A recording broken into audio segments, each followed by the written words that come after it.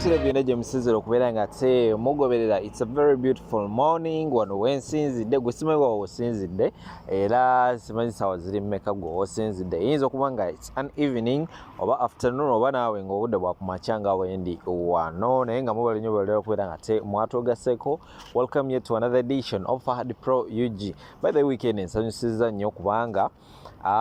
just weekend yuka togatiddwako abantu abasoba mu 1,200 ba subscribers abapya. So very soon tugenda kubeera nga tuweza aba subscribers emitwalo esatu. Mubali nnyo balera kubeera nga te mwatogaseko era nga abantu beerawo n'amawulire nga bwe gatambula mu ggwanga Uganda ate ne wera ggwanga yonna yonna kasa kibeera nga ekintu kiina impact yonna gye kireeta ku community fe tubeera ate wano tekikutuusaako. Gwe kirina okubeera nga okola kiri kimu, make sure nti ka notification bell okateekako ate gwe tandika kubeera nga subscribing notification bell eri awo ebbalibbali gikoneko okoneko option esookera ddala waggulu. Bajja kuyita options tukola ku all notifications. Ekyo nno kitegeeza nti notifications zonna zijja kubeera nga zituuka butereevu awo ku simu yo buli we naaba ntaddeyo. Ate tekigana kubeera nga tosaakingako. Sometimes ka notification kayinza odilayingamu ate nobeera nga ate osubwa amawulire, so ojja kubeera nga ate still osaakinga ku YouTube wali Fahad Pro UG era nga ku profile pic ojja kulabako omusajja omugogoofu ayambadde aka t-shirt aka white nga ayina ekifo ekyenjawulo kyatuddemu. Awo ojja kumanya nti ye YouTube channel entuufu gy'otuuseeko. So ndowooza kamere nga tetandika n'amawulire ntandike n'obwakabaka bwa Buganda ndowooza. Finally oluvannyuma lw'omuliro ogw'amaanyi ogwakutte era nga gukyagenda mu maaso, abantu babanja kabaka mu ggwanga Uganda, ebweru w'eggwanga yonna yonna buli omu abanja kabaka. Bane kabaka aliwa twasimba okubeera nga tumanya ebikwatagana ku kabaka. Katikkiro Charles Peter Mayiga yavaayo n'ategeeza n'agamba nti munaye nno kabaka yagendako mu ggwanga lya Germany kubeera nga afuna obujjanjabi mu ngeri emu oba endala. Kakati obwakabaka bwa Buganda enkya ya leero bukedde kubeera nga ate buteekayo ekiwandiiko ekinene era nga basinzidde wali ku mukutu gwabwe ogwa Twitter. Balina obubaka bwe bataddewo era ndowooza kambeere nga mbukuyitiramu wano mpolampola ate bugamba ki. Kakati nno obwakabaka bwa Buganda Kingdom wali ku Twitter bawandiise ne bagamba Ssaabasajja Kabaka ali bweru wa ggwanga nga Katikkiro bwe yabategeeza Obuganda oba nga Katikkiro bwe yategeeza Obuganda mu lukuŋŋaana lwa bannamawulire ennaku z'omwezi 6 ogwokuna 2024. Ekyo nno ndowooza tekijja kukakkanya nnyo bantu mitima mpaka nga bamaze okubeera nga balaba ku Ssaabasajja Kabaka era nga ndowooza kamere nga nkuterawo n'obutambi buno era still ku nsonga za Kabaka osobole okubeera nga ate obirabe bimu sijja kubyeyogerera wabula era kubeera nga ate mbikuterawo obeere nga ate obyerabirako ate still n'ensonga za Phoebe omukolo gwe ogwabadde very successful. Ensonga zikyagenda mu maaso wansi ne waggulu nabyo obutambi mbuyina mu maaso awo. Tula butuuza awo video as usual etandika na kugikumamu muliro, likinga sharinga ate tubeere nga tutambula fena Fahad Pro UG komuliika batere obutambi buno nkomaona amawulire amalala mangi nnyo temuvaawo. Yes, nkomyewo nate olwaleero njagadde video eno njikole nga nyambadde ekanzu eno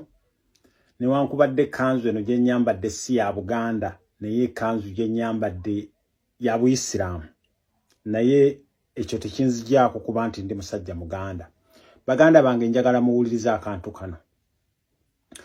Bwe twakeera ku makya nga tulwanyisa Mathias Mpuuga ne gurupu ye mu Nuupu, waalingawo ka gurupu nga katugamba nti abo be mulaba bavuma abakulembeze baffe, abo be mulaba baagala kwabuluzaamu Nuupu. Waliwo ka gurupu ako mukyakajjukira, naye bagenda okulaba ng'omuntu gwe bawolereza mubbi era n'abakulembeze baffe n'abantu baffe abali waggulu batandise okuvaayo nga bamugamba nti oli mubbi. Ekyo ne tukimala ekya Mathias Mpuuga baabwanika ne ka gurupu kaabwe ne tukamala. Kaakati tuli ku kya Oweekitiibwa Ssaabasajja Kabaka wa Buganda.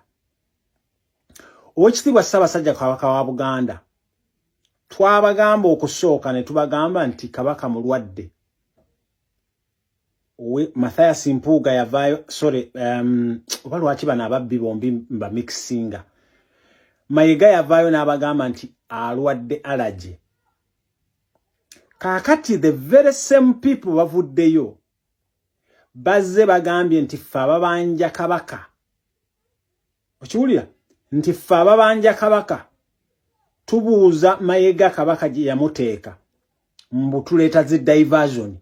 wuliriza akantu kano nti ffe abakeera ku makya ne tubagamba bannange Ssaabasajja kabaka wa Buganda tali mu Uganda Ssaabasajja kabaka wa Buganda taliimu tumwagala bana abantu batandise okuvaayo nga bagamba mbu tukola zi diversion Hama kitegeera njagala okubagamba mu revolution eno gye tulimu njagala okubagamba mu Uganda nga twagala okugitereeza we can't rule out okutereeza obwakabaka bwa Buganda obwakabaka bwa Busoga obwakabaka bwa Lwenzululu obwakabaka bwa Nkole obwakabaka bwa Tooro obwakabaka bwa Bunyoro we don't rule that out Hama kitegeera era njagala obagamba singa mumanyi omulimu obwakabaka bwa Buganda gwe bukola singa mukitegeera nemwe abaami n'abakyala abali eyo abatugamba mbu tukola zi diversion please you are the very same people twali tulwanyisa ma science mwavaayo ne mulimba abantu baffe mwe everywhere bwe mubeera mwagala bintu bya kwemyusa bya likes bya ffe tuli mu lutalo nze kojja omugezi gwe mulaba wano ndi mu lutalo ne bannange bonna aboogera ebigambo ebifaanagana nga nze bali mu lutalo mmwe mukole emirimu gyammwe mmwe simanya mwagala okwogera nnyo oluzungu mwagala nnyo zi likes mwagala nnyo okwepicha mwagala nnyo okwekola ki bw'olaba nga nze nkola diversion Lumbu yakola diversion Umaru Kiseka akola diversion SP Asimu akola diversion n'abalala muve ku group zaffe muve ku page zaffe temuziraba mwogere ebintu ebijja mwe mukole ebintu byammwe bwe muba mulaba nga ffe tuli ku zi diversion Guys, wali obadde kaawo ng'ebigenda maaso obiraba nga toyina ky'osobola kukola omuntu wa wansi toyimusa eddoboozi obeeko ky'oyogera nga wa mu butuufu ng'obiwulira noonyeenya n'omutwe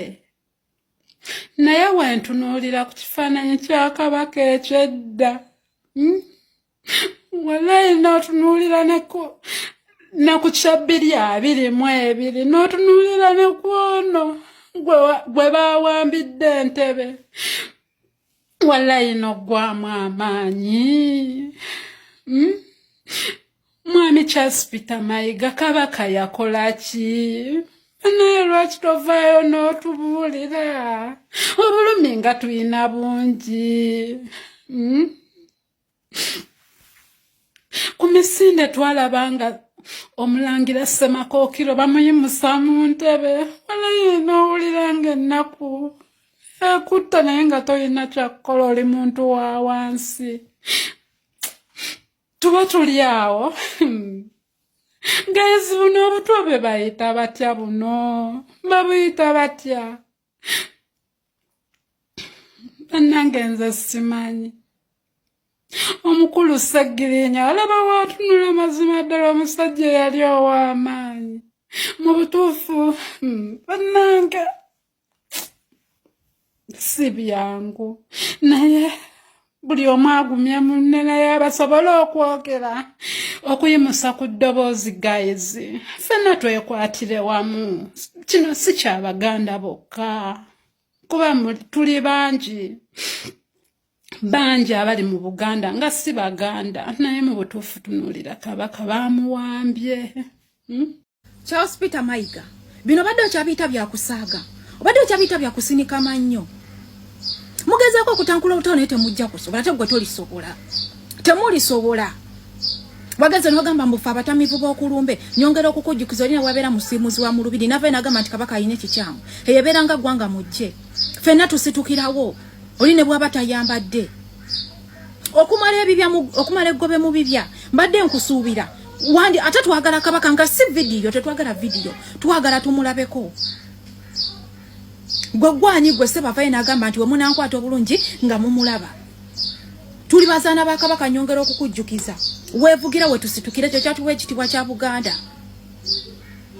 Abaana balero katulwana okukuza Buganda nga tujjikula katubajja fa basobola okulana kati fa abana fe bani okwetulako. Gwe tolisobola ate tojja kusobola. Gwe yagala okutulaga nti munange dai wakukendera mutwe n'amagezi ne gayongera okukkirirana. Ate mwabasinga abantu abayita Abaganda muvudde mbugwe iwe oyina toye Muganda tokirizwa kwogera ku bitali by'Abaganda tokiriza kwogera ku nebigenda Obuganda bwiki Obuganda kyeki mbadde ngamba it's a group of people webegattira nekikola Obuganda ate nabwe mbasiri Muganda bwenzija mu kikacho liwadde mbo okungobayo goloza lwaki soogera lulimi lwange kubanza amanye betu Obuganda lyelumpadde nsobola okwegala olulimi nga ndwenyumiriza mune wengenda tebagenda kungamba nti oyo mutoro nedda mukwano era batangamba oyo ava Buganda and I'm very proud kati gwe bonsangewo mu kikacho oliwadde mbo okungobayo tukulidde mu Buganda n'olulimi lwenjogera essaawa zino nsobola okunyonyola ekintu n'okitegeera goza lwaki soogera mu lwange ate mwabefiira ddala Abuganda ab'ebiti omwe abasinza okutuzza emabega mwabasudde okulwana nga Buganda mugikuba wansi ate nga tetugenda kutuula ye kabaka tuwabagambe tetugenda kumubanjanga basibe musimanya freedom mulira oyo tetumubanja tukubagizako bikono oba mbeera muzaana wa kabaka simanyi oba bwatyo bakyogera ndi muzaana wa kabaka ndi waddembo okwogera sisuubira kwa kabaka tasosola sibangako bukyai banga lyemaze nga nkulidde mu central sirabangako nga gundi wa genda oli wa gungi bweriti bafunganiza obwakabaka bonna ne babusa ku ttaka bonna obuli mu Uganda okujja ko Buganda bwadde bukyayimiridde nga bwe tulabirako naffe okufuna amaanyi okuzzaawo obwaffe tetusobola ate kutuula n'ekiraba kyetagisa kwekuŋŋaanya abatoro abanyoro Abaganda abasoga fenna tusobola okulwanira tujja kwekana tusooke tulwane luno olutalo bwana bwakabaka bukyatuyimirizaawo bwe bukyatuyimirizaawo ffe naffe twagala tulwanenga buno obwaffe busobola okuddawo kati tusobola kutuula nga tulaba obwakabaka nabo baagala okubusula wansi ffenna bwenkanenkane n'obwaffe mayiga nkujjukiza tojja kusobola fe abatamivu b'okulumbe twongera okukujjukiza nti tetulina kyakufiirwa ekyo kyo kimanye bw'olwana nabo tetulina kyakufiirwa awo otandika okufuna weekwata ku lumbe navayo n'agamba kabaka mulwadde n'ovayo n'otugamba nga wasooka n'omugye nga afaanani kabaka yagamba teyali mulwadde lwaki yavaayo afaanana bw'otyo n'otunyomereza nga bwali simanyi alajjebwa ebimuli mugezaako okutankula bannange temumanyi mwekyo mutankula temujja kusobola ate nga tuli beetegefu okuyimirira n'ekiba kyetaagisa ki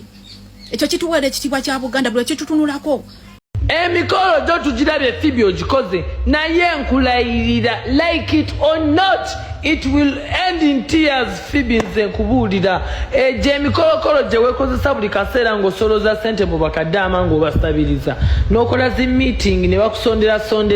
obwo obulavulavu bwammwe bwe mwekozesakozesa mu magomesa amapangisa agatali nagamu ag'obulango n'ebimake-up eby'obulango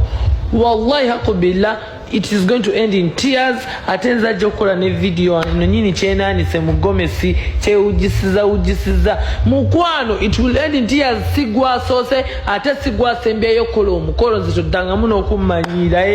laba nnono kyova olaba wayise Rema n'agaana okujja kyova mwayise Rema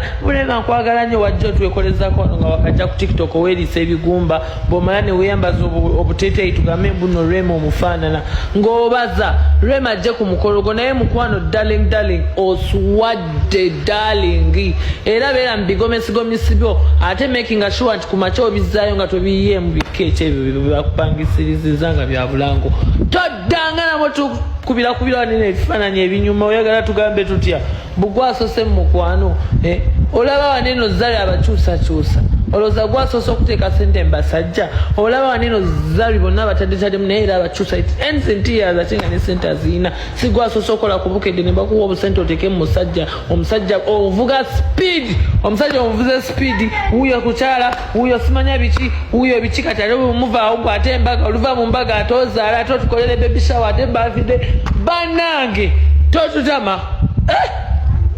oyagala balowooze nti gwe successful mukyala from TikTok ono really ate teri kinnumanga kikazi gwe nti wali kibi kati wenna ofaanana bulungi sebo oliikikako wenna bakubye n'omukolo abawala abalungi bali waneno ku TikTok baba tulekedde tebifaanana biina naye bannaye olaba ne video ava ku lujja bannaye baanammwe kyokka walayi tuve mu byokusaaga olaba Phoebe eyalyanga ebikalakampa by'omu nnyindo wano ku TikTok n'alya ebigumba n'afuwafuwa nekuba bipawuda mu nkwawa olaba bamujja ku lujja bannange sefuka wekuba mu mitima emirundi ezatogambe ojja kukakana anyways just nti Phoebe simuyinaako obuzibu mulaba bulabi. She's not my friend and at the same time she's not my enemy. Muzikirizo bagamba nti ekituufu kiri nti nze version yange ey'omukolo ogwo ekisookera ddala kyo bagenda kuendinga intiyaze ekyo kyo tukiteeke wali. Ekyokubiri sikiwa nti oyo ddiko yenna oyo ddiko gawe mulayo buli kimu ddiko ebintu biki biki nga background bagikwese n'ogikweka kweza ennyumba z'amabulooka z'endabye nti Phoebe yabisasudde ebisinga agenda bizzaayo. Ndabye maama bataddeko zitaaga ziringa 1,000 tenti gundi smart decoration gundi Esther School of Beauty gundi kino gundi kiri emotoka atazipangisiza wa gundi banaki abo bulango be balidde n'emmere ate nga nalese emmere naye wa bulango tukube nnyo obulango banaki kale sebo omukolo ne gunyumanyuma kyekolerayo emikono gyakyo ekubukedde TV ndabe Meribata abaddewo yadde bemayaganye okujja naye era sebo kifunyeyo abayimbi aboobwereera badde tebalina byakukola leero balina engeri gye basabise ne bakweka obuyumba soogeza nnuugo okuba nze ne Phoebe simuyinaako obuzibu nebbawe simumanyi simuyinaako obuzibu just nze bino byendi mu kulowooza ate nga bituufu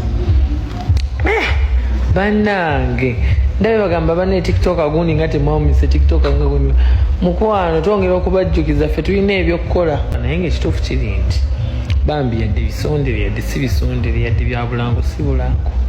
mazima gasigale nti ekyana bakijje ku lujja gw'omukolo bagukoze omanyaka amazima go gabeewo bakitutte oba kiseerera